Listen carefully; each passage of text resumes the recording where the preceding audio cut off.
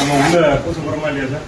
உள்ள உள்ள பூசலன்னா பட்டி தகடு வச்சுக்கோங்க, இடிஞ்சு வெளியில வரும்.